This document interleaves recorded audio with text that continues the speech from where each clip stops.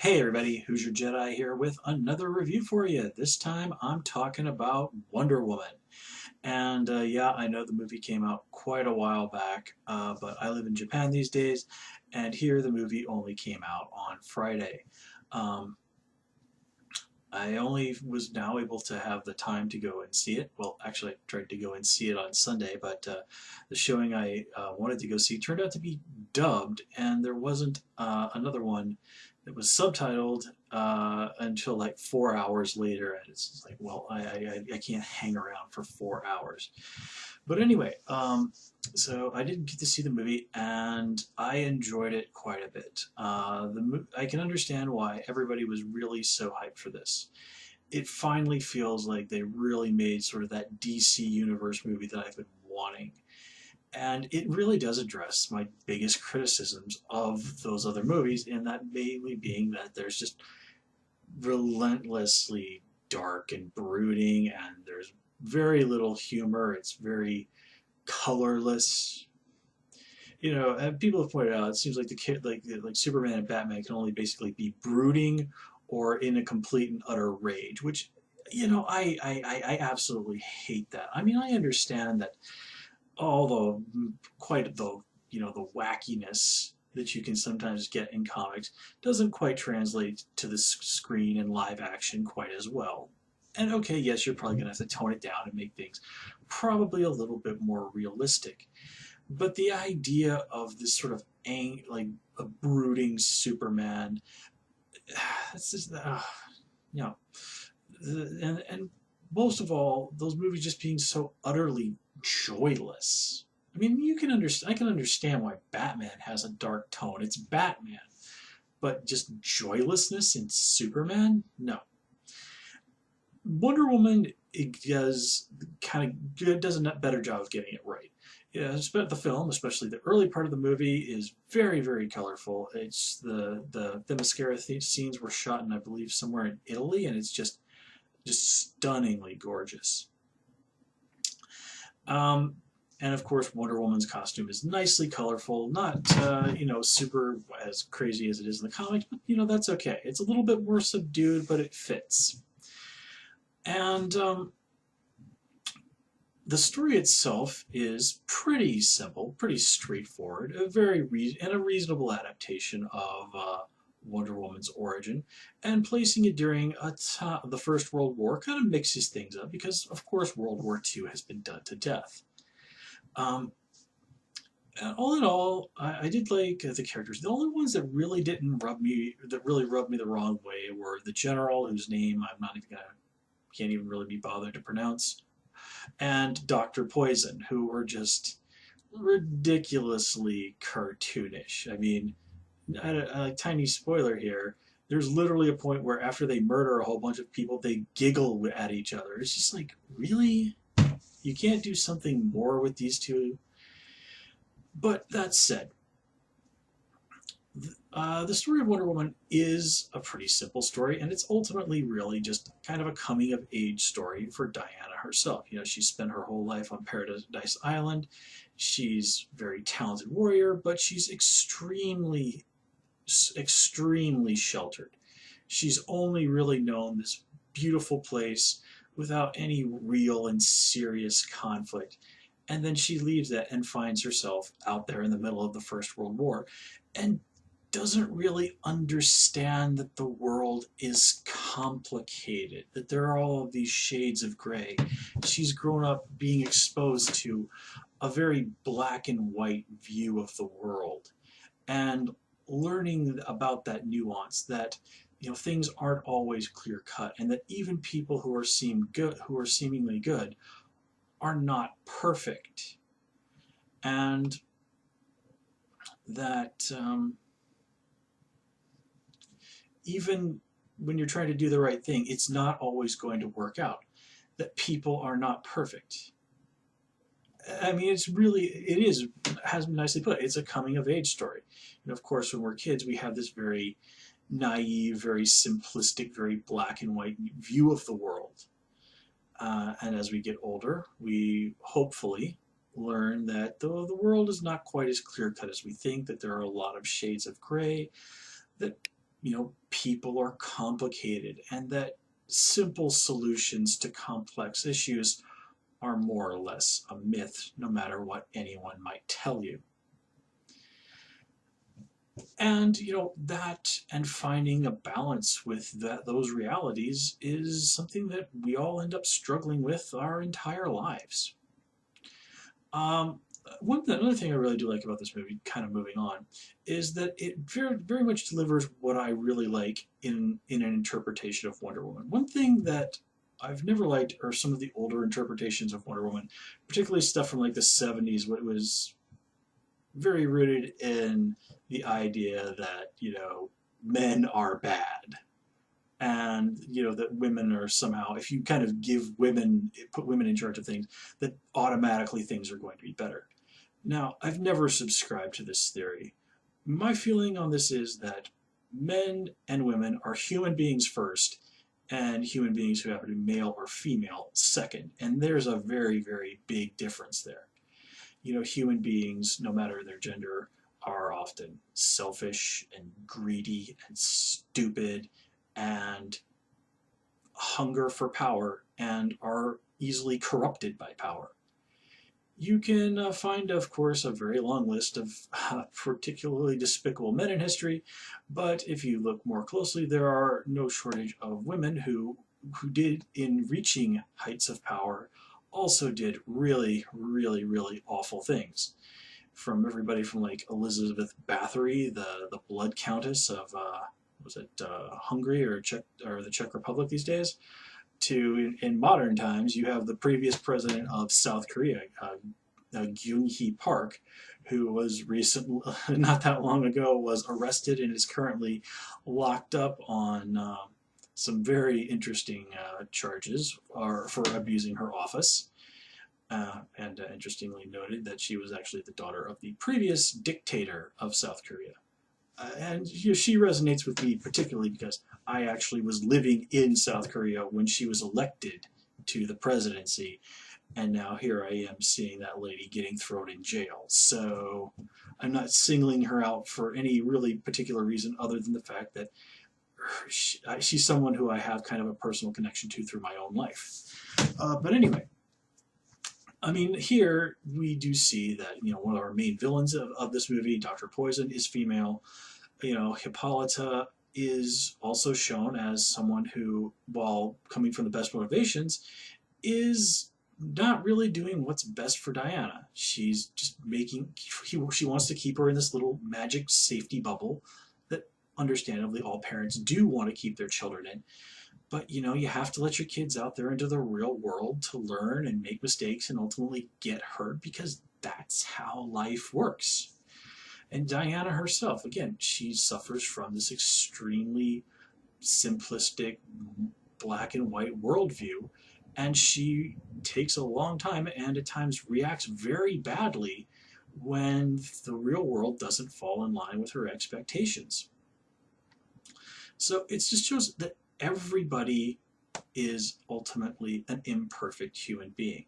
There are both men and women who are evil, and there are men and women who are good and just, and there are people who fall in between, like the sniper guy. He's ultimately shown to seems to be a pretty nice guy, but he also is perfectly willing to act as a mercenary and doesn't mind killing people for no other reason than he gets paid to do it.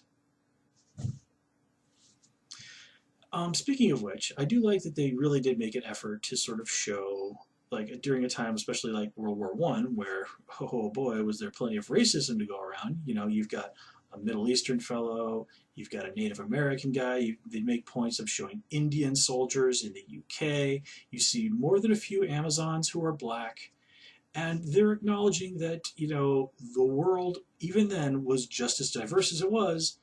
It's just the way the culture worked that time. This was not always properly represented. In fact, if you ever really want to learn something interesting about history, start kind of learning about just sort of like what was going on with the various like intermixing of races in the ancient world, particularly in like the cultures around the Mediterranean. There's like some really, really interesting stuff that happened then, and even the Black Amazons isn't really, if you're kind of thinking in terms of history, it isn't really that far out there. From what I understand of history, if you were actually from ancient Greece, true, you'd probably never actually seen a black person, but you would have known that they existed. The ancient Greeks were familiar, for example, with the Ethiopians.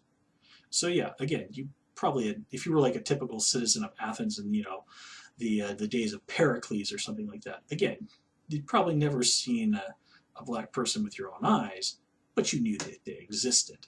So yeah, cool on that one. Steve Trevor, I thought was also really nicely done. He's one of those characters that I think you really have to be careful to sort of find the right balance with him in a Wonder Woman story. But he did serve, ably as sort of Diana's guide to this strange new world that she was, uh, charging headlong into. And him being a spy, somebody who comes in there with a very somewhat gray perspective, because you do have to do a lot of less than pleasant stuff as a spy. I mean, Steve admits that he lies a lot over the course of the film. He kills a pretty good number of people, but ultimately he's a good person whose driving desire is the desire to end the war as quickly as possible so that so that fewer people die. And he's someone who understands the nuance of the world very well. And that's ultimately the big message that he's able to get through to Diana at the end. But it's, someone like Diana and her desire, her earnestness to make the world better, that also really kind of inspires Steve, who's clearly more than a little bit of a world-weary guy. So, they both kind of had lessons to teach each other, and I thought that was really nicely done. And there's definitely some very nice chemistry between Chris Pine and Gal Gadot. The characters, Diane and Steve as characters, bounce off of each other really, really well. And I mean, I just thought it was really done. It was done really, really nicely. And I also like that it didn't end up as like, okay, the end of the movie, and basically she's his girlfriend or something like that.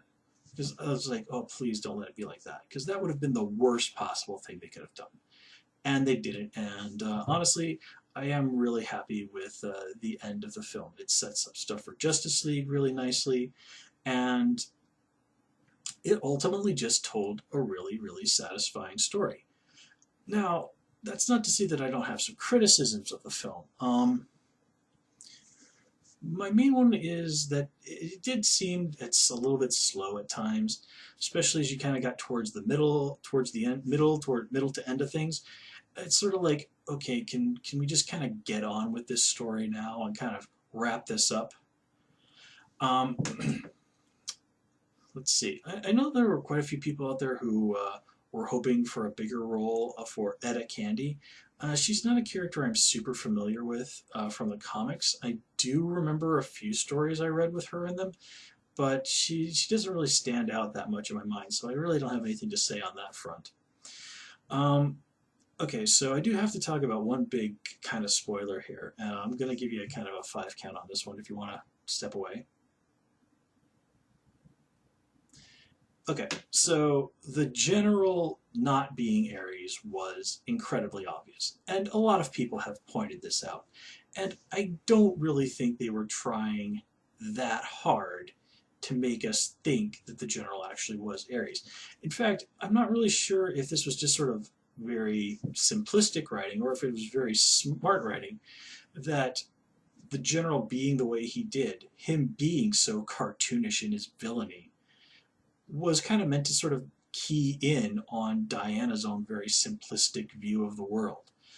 Somebody who giggles after murdering a room full of people. Well, that fits very nicely into her view, her extremely simplistic black and white view of the world. I mean, he lives up to her expectations of what some extraordinarily evil person would be perfectly. And then we go and we turn it around, and I also thought this was pretty obvious. It turns out Ares is actually Sir Patrick, or Lord Patrick, or whatever the hell. And again, this I thought was something that was pretty easy to guess. I mean, hey, you've got the God of War posing as a guy trying to broker a peace. You wouldn't expect that. But, I mean, okay, obviously Ares is going to show up somewhere. They're not going to have him turn out to be Steve Trevor because that would be dumb. So you need to have introduced another character somewhere along the line who can reveal and say, oh, hey, turns out I'm really Ares.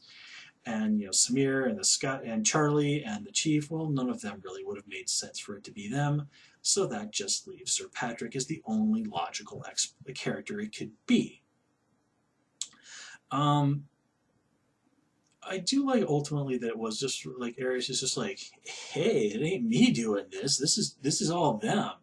I'm just trying to egg them on until they ultimately destroy each other. Which, again, I do like that. It does fit sort of nicely with some of the interpretations I remember of Ares from the comics, and does sort of very nicely drive home the point that Diana doesn't really understand how people outside of Paradise Island, outside of Themyscira, work. Of course, she does have that much better idea by the end, but still. Let's see, what else? Oh, I really do like that Diana's aunt is played by the lady who was Buttercup in The Princess Bride. That's such a classic movie. I mean, if you've never seen it, it really is probably one of the funniest movies of the entire 1980s, and definitely earned some pretty nice points up there for Take No Crap Princess. So yeah, nicely done there. Let's see, what else? I kind of think that covers everything that I really had to say about this movie. Of course, there's been some, post-movie release controversy. James Cameron went out there and said something stupid, and now they're hashing things out for when they make the inevitable sequel, and that's causing some issues. But whatever. I am totally down for another Wonder Woman movie. The director, Patty Jenkins, did a nice job. Gal Gadot, wonderful as Wonder Woman. This lady is was a fantastic choice. She's absolutely nailing it. I love it. And yeah, I would definitely be interested to see what else they have to say with this character. And I'm definitely looking forward to seeing her in Justice League. So guys, I'm going to call it here. As always, please comment, rate, and subscribe. Of course, you can follow me on Twitter at Hoosier Jedi, and please also join me on Tumblr at Jedi Reviewer. Until next time, take care and have a good one.